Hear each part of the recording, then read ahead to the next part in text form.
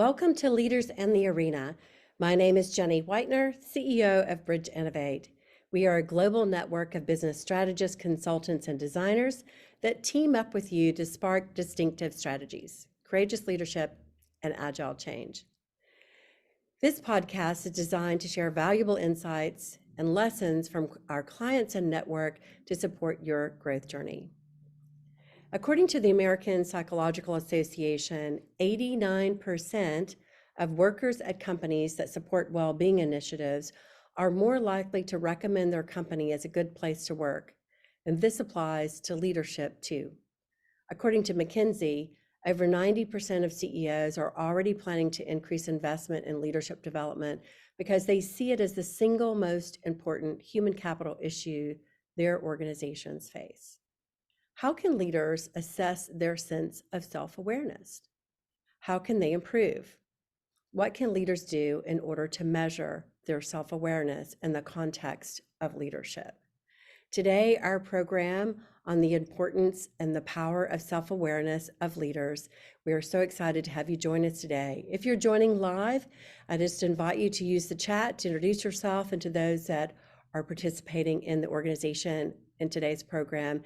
And we'll also be taking some live questions later on if you would like to ask that during the program. Today, for our program on the power of self-awareness, we are thrilled to have our very special guest with us, Bob Hughes. Bob is a part of the Executive in Residence program at Bridge Innovate. And in addition to his expertise that he provides to us in our leadership program, he is also an adjunct professor of executive education at the Kellogg School of Management and has worked to develop several of their prestigious leadership programs. He's also the founder of NL2 Executive Coaching and is committed to helping leaders achieve their maximum potential. Bob Hughes retired from the U.S. Army at the rank of colonel in 2015, after almost 3 decades in various leadership roles. Without further ado, let's give a very warm welcome to Bob Hughes. Bob, thanks for being here today. Hi, Jenny. It's great to be here with you today, and thanks for that very kind and introduction. It's our pleasure to have you. It's not often that we get someone with your background and esteem to be with us and share your perspective on the power of self-awareness with leaders. So why don't we jump right in and talk about that? When you think about the leaders that you've worked with over many years, I mean, I just, as you know, I'm in awe of your career. When you think about all the leaders that you've worked with, talk about this relationship between self-awareness and great leadership. Yeah, I think that's, first of all, I think this is a great topic just in general, self-awareness, and we could go for much more than a half an hour, right? So there's a lot to it. But I think the relationship between self-awareness and great leadership, from what I've seen and, as I've looked into the subject, it really is the foundational trait for that great leadership. It's really part of the foundation of emotional intelligence.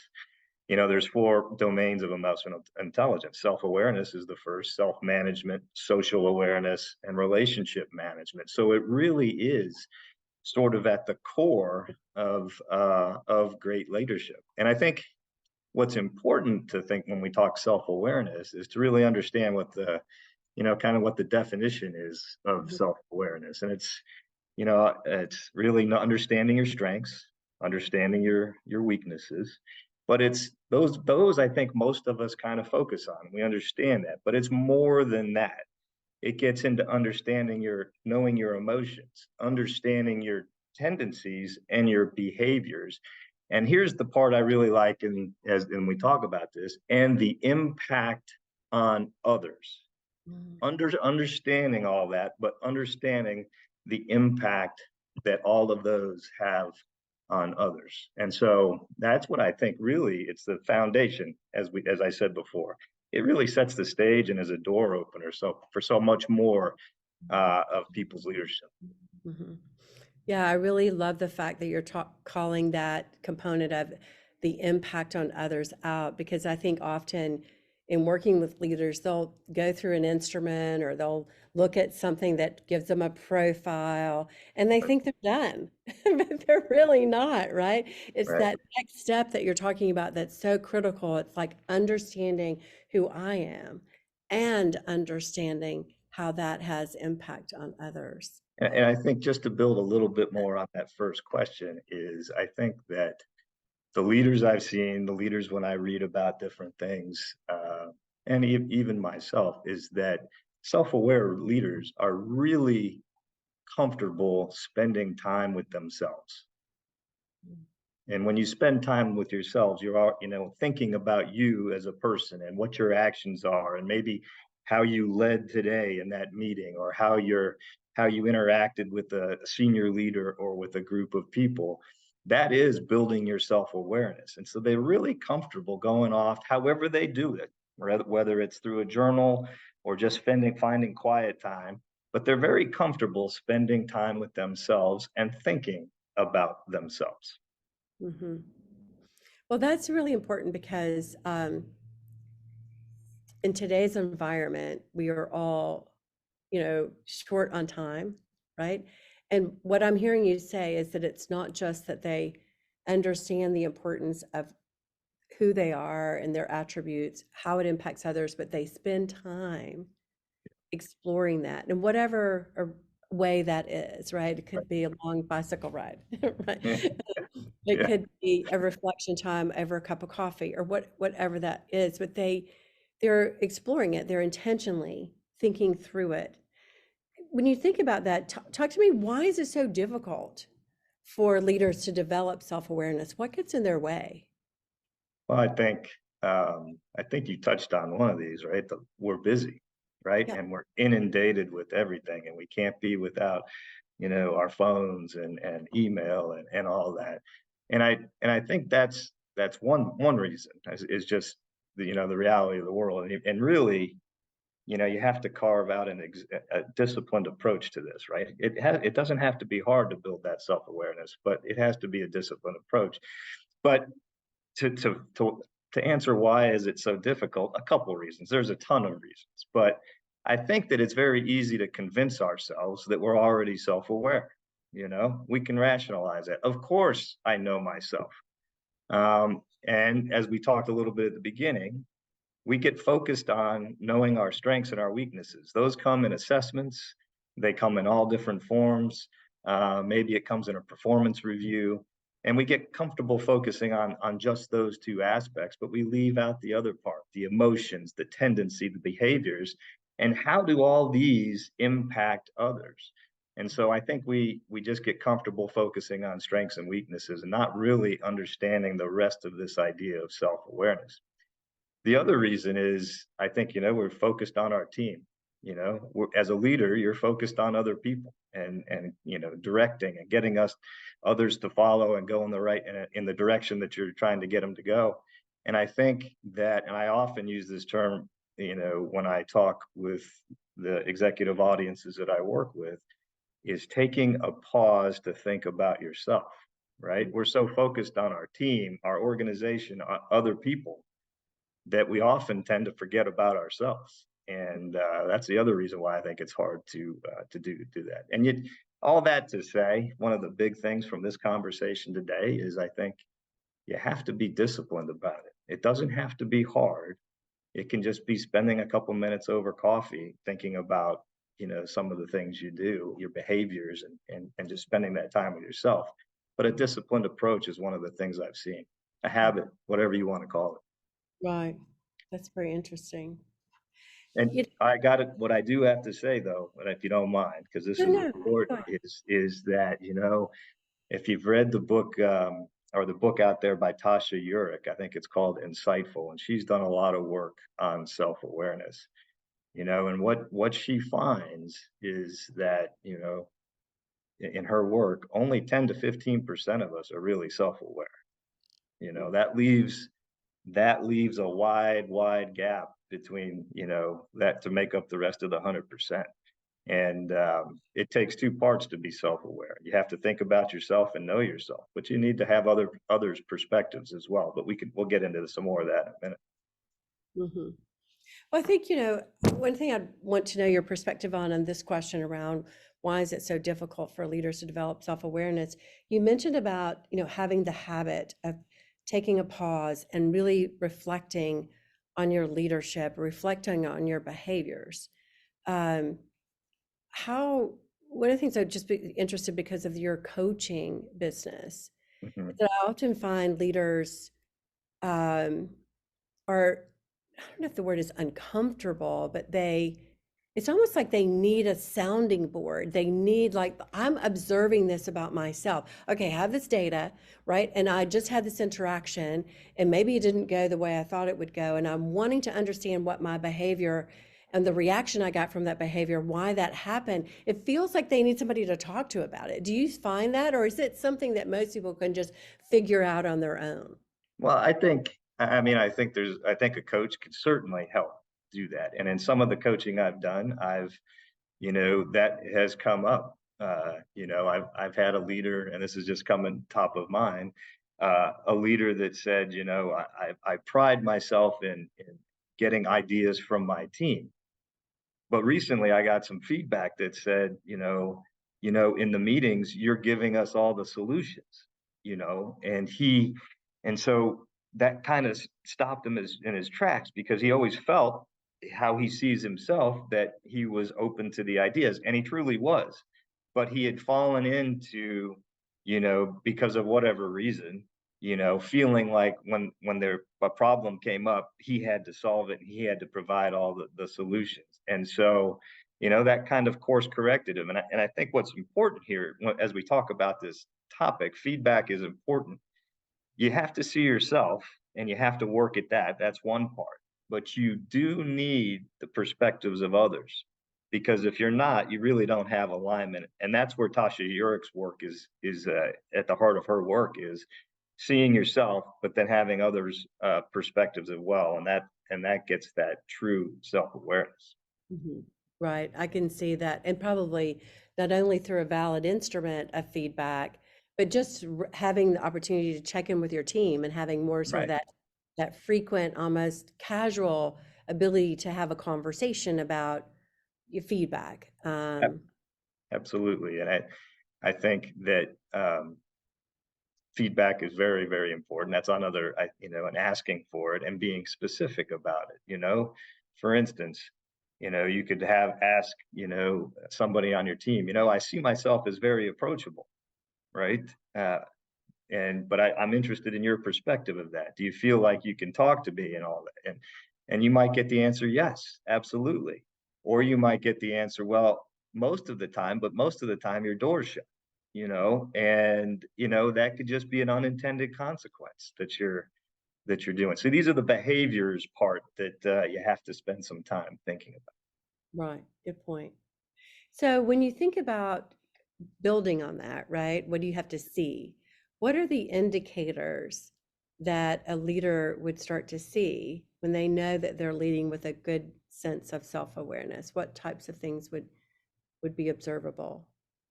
Well, I think the first one would be, are you, the leader, actually demonstrating or practicing, a discipline of self-awareness? Are you really stopping to think about you, self-reflection, if you will? So I think that's an indicator. If you skip over that part, the other parts, you might miss. So the first indicator I would say is, are you stopping and making that time to think about yourself?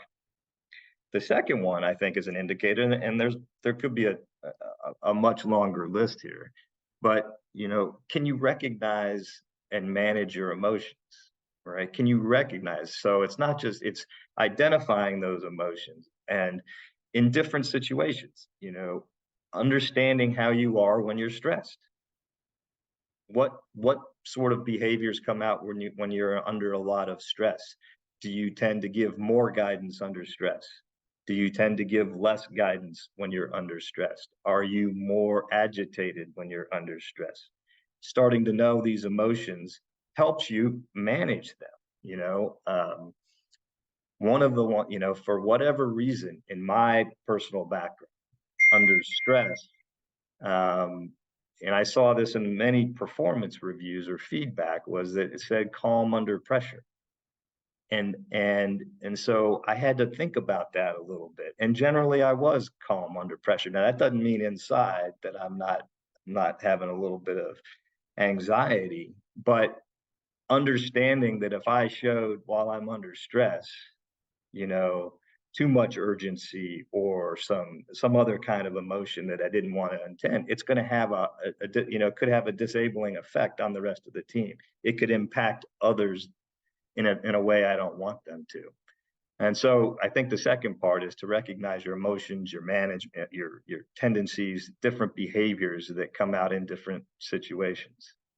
And then I think the third indicator that you're leading with feedback, leading with self-awareness, is that you're asking for and very, very open to feedback, whether that is on target or not. Feedback is one of those things that sometimes it's on target, sometimes it's not, but being open to it. But from a leadership perspective, being absolutely comfortable and authentic in asking for feedback, because that helps you align how you see yourself and how others see you.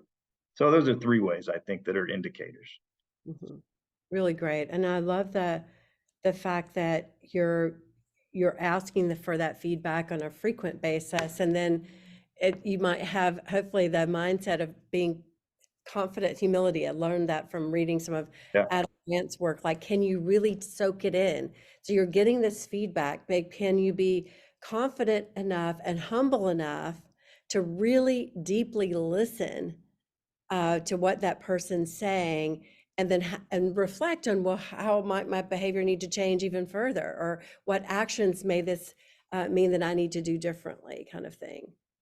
And just on that, on self-awareness and alignment, I can remember mid-career, I always saw myself as having a fairly balanced work life, balance. I started seeing feedback, especially on a 360 review, that said doesn't take time off, and it came in different ways. And that I saw myself one way. I thought I was, but there was others that were seeing it very differently, and that improved my self-awareness. Because if I said family is very important and I'm at work all the time, am I really practicing how I see myself and what I preach? Right. Talk a little bit about the impact of when leaders are self-aware. I mean, a lot of times, people would say, "Does there really a business impact here, or does it really have anything to do with profitability, customer retention? The typical business indicators." How do you draw that correlation between impact, whether it's on a personal basis or on a business basis, to So self-awareness? yeah, I think impact as a leader. First of all, I think if you know yourself, you already setting yourself up to be more confident in different situations, right? If you really understand your strengths, weaknesses, emotions, tendencies, and behaviors and how they impact others, you can lead with more confidence. And I think that, confidence, authenticity, it's really the real you that's showing up. Are you comfortable saying, hey, I don't have the answer to this, but we have the expertise in the room, right? That's knowing yourself, not having to have all the answers. So confidence, I think it helps trust. It helps build trust with your team. And I think it helps build trust with your peers, your bosses, your direct reports, whoever, other people. And I think it gives you the really ability to know what strengths to pull on in different situations, or where you need to ask for help. I think it sets up the stage for relationships, which are important in your organization and with other stakeholders. And so, how does all that matter to the business? Well, I think it matters in the fact that if you're an effective leader, you're already contributing to the outcomes of the business. Can I work across the silos in this organization? Do I have good relationships in order to get things done? Is my influence beyond my team, or is it, if I didn't have that, would I be as effective? So I think it helps achieve the results, the outcomes, whatever, for the business, by making you and helping you be a much more effective leader. Right. I mean, sometimes when I hear you talk through those outcomes and that impact that you just described when you talked about confidence and authenticity, trust, relationships.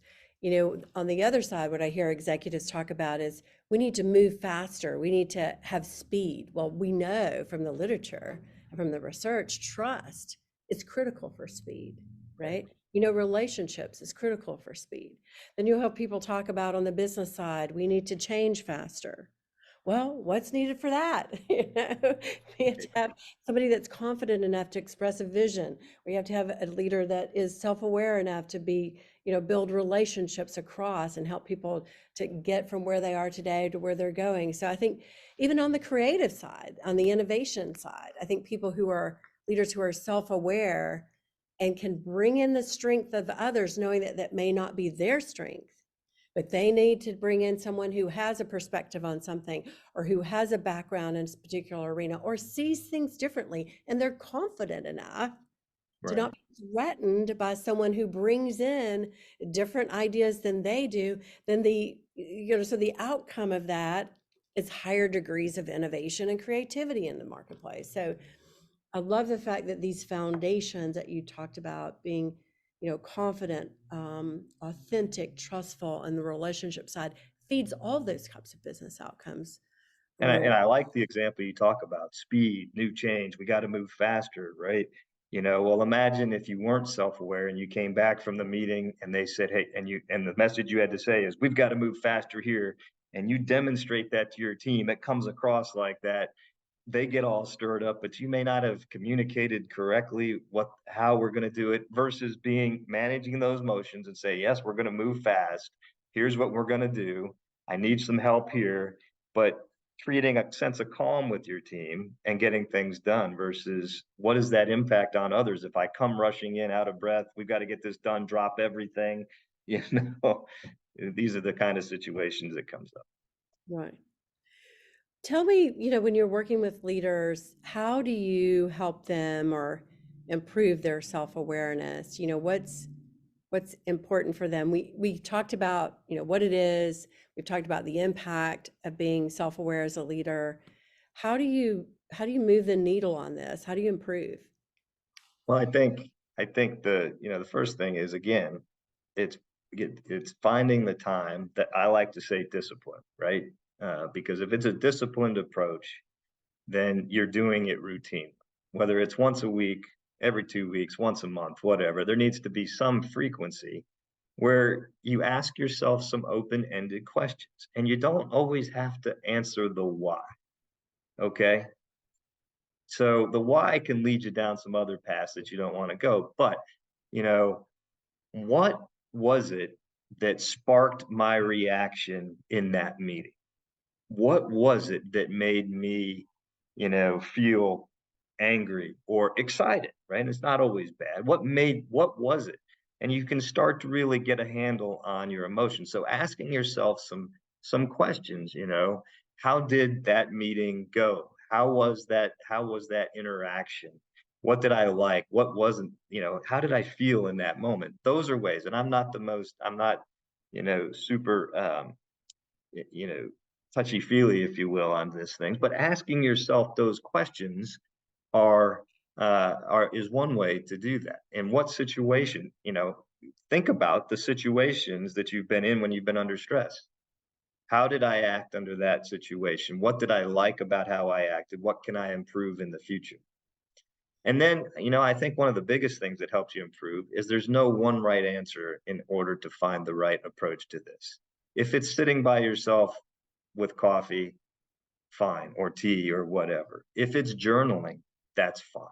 If it's just walking or exercise, those are all ways. I mean, I used to, when I would commute back and forth to the Pentagon on one of the DC metro trains, that was a perfect end of day reflection. How did I do today? What was I trying to do? How did that interaction go? What could I have done better?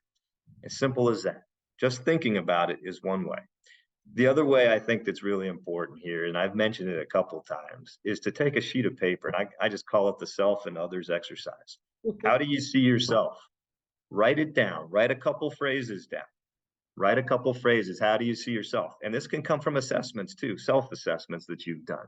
how do you see yourself? Am I approachable? Am I reliable? Am I, all these different things? Am I results oriented? Whatever it is that you see yourself from a leadership perspective, write them down. And then we have, you probably, many leaders already have taken 360s and other assessments and peer results.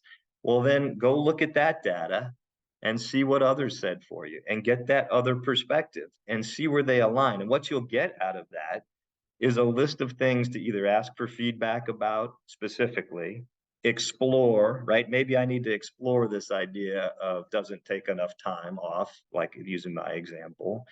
Uh, but that starts the basis for alignment, because if you see yourself just one way, without that other perspective from others, you're not going to be aligned and you won't be truly aware. So those are two ways. And you can tell that I'm big on the feedback part, because I think from a leadership perspective, we get so focused on providing feedback to others that we forget to ask for ourselves.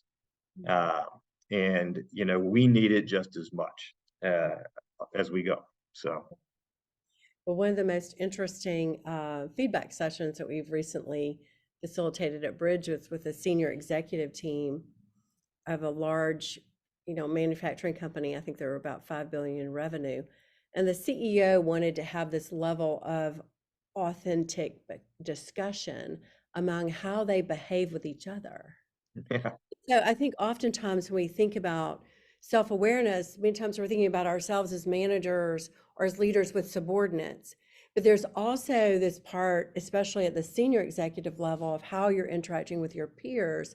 Are you creating bottlenecks? Are you creating, political stalls, whatever is going on? Are you running effectively as an across sectional leadership team? So has many applications. right. Would you agree? I agree. I agree. Good. Well, I just wanted to thank you so much for being here today. I was just going to ask, we have some folks live with us today. If you have any questions for Bob today you'd like to pose as you're listening in, go ahead and put those in the chat now. We'll be happy to share those as we begin to wrap up today's program. Bob, I know that a little bit, I think next week you're going to be leading a discussion on a famous piece of leadership literature called Leadership and Self-Deception by the Arbinger Institute. What do you think about self-awareness, the study of self-awareness in that particular piece of literature? Any plug you put in there? I think self-awareness is actually embedded deeply in that discussion of self-deception, right? And how do we see ourselves and how do we see others is definitely part of the book, that leadership and self-deception. And so again, the more self-aware you are, the better. Uh, Right. so It's a very interesting title because I think many people, if you're going through the business section or the leadership section of the bookstore, would you pull it down and read it? Leadership and self-deception, is that something like, oh, I would never be deceptive, of course I wouldn't do that. But when you read the book and you understand it, it's so easy to fall in that trap to not be, I guess, really humble about your reflection when you're talking about spend the time to be self-aware and the importance of looking objectively and right. kind of your intentions behind some of your behaviors, that kind of thing. And I think the other, connection to that book is the impact on others, right? Part of self-awareness, right? How do we see other people?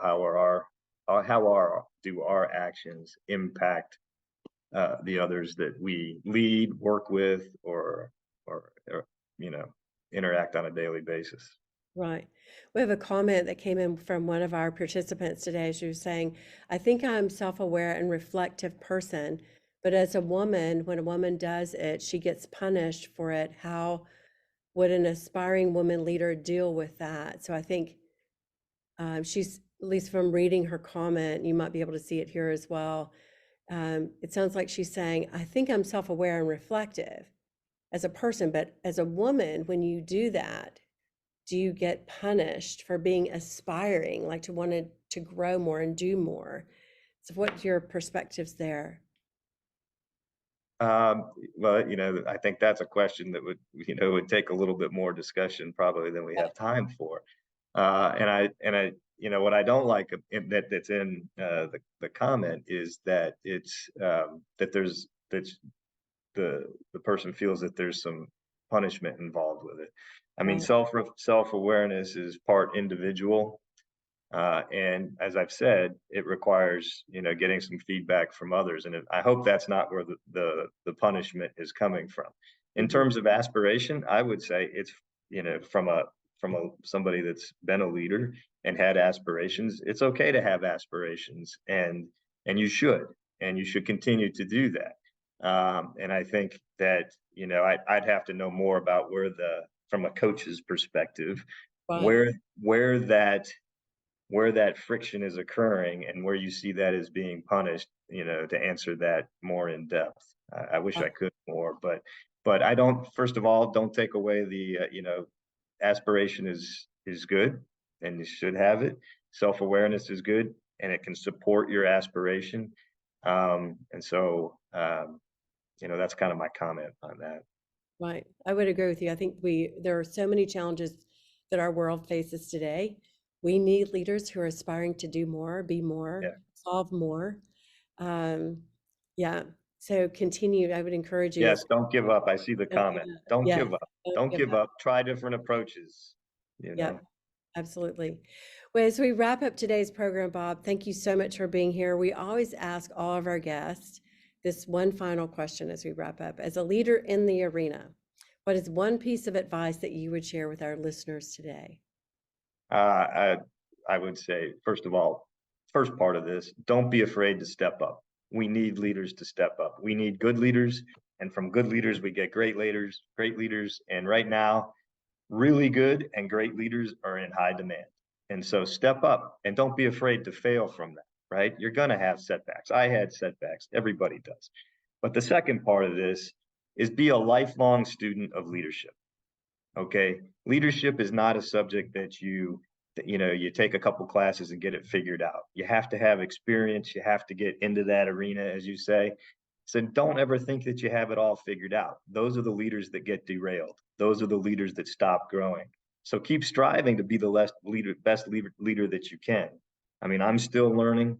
I'm still practicing different things, but be a lifelong a student of leadership, and always try to get better, because no matter the situation, you can always get better. That's Absolutely. yeah. Well said. Well, thank you so much for being with us today. Can people, if they wanted to be in touch with you, can they find you on LinkedIn? They can find me on LinkedIn, or if you look up NL2 Executive Coaching, you can find me there. You can find me on LinkedIn. It's Robert Hughes on that, and you can find me there. Great. Thanks so much, Bob. Very inspiring. And we look forward to seeing you here next week to talk some more about leadership. All right, Jenny. Thank you. Take care. Bye.